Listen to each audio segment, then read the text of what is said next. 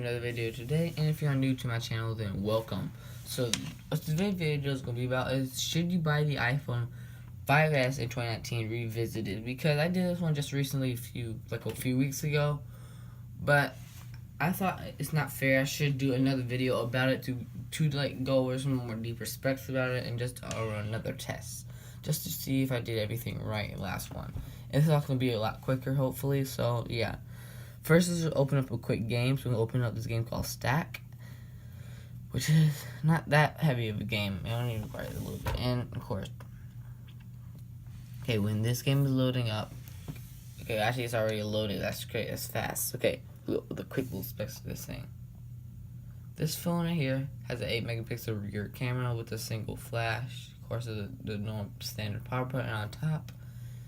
And then we also have the audio jack right down here, along with the microphone grill and the speaker grill. Okay. And you also have the 1.2 megapixel selfie camera, which is actually kind of bad, but you can do whatever you need to do with it, but it's not the best. Okay, yes, we have that. And then it has only 1 gigabyte of RAM, so keep that in mind when we're testing this phone throughout the whole video.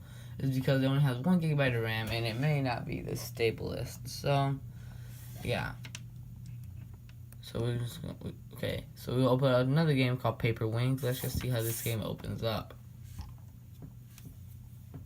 Okay, there was some lag there while loading the front animation, but okay. Other than that, the rest of the game seems to load up fine. Let's just see how good it is. Okay, and actually the phone actually is pretty smooth. Okay, so I'll give that game a solid 8 out of 10. Now let's see if we can reopen Stack from the background. Yes, we can. Okay, that is actually very nice. That's great. We just reopened Stack from the background, so that means the 1 gigabyte RAM is actually doing its job. So now let's just test the photos. I just took a photo earlier, so let's just see how well that looks right here. So here is my case I took here, and the camera is not that great, but it's not horrible. And so I'll give this camera a solid 6.5 out of 10. Okay, and now let's just load up the App Store real fast to see how fast it is. Okay, so as we load up the App Store, it actually took about already 3 seconds. So that took about like 3.5 or 4 seconds. So, yeah. Okay, so now let's test one more function. Let's test how fast the settings load up, okay? Settings load up immediately, and pretty much everything is super snappy. So I've tested a very small game that hardly took up any storage, and more of a heavy game, and both of them almost work totally fine. Okay, I think we got most of that test done. Okay, so what do you need to know? The price. Okay, you might think, what is the price of this phone? And why would you do a video about this phone that came out a super long time ago in 2019 when no one was going to buy it? Well, that's not true. Some people might just want it as a backup device, or a device that can just listen to music to, have it dedicated to just doing that.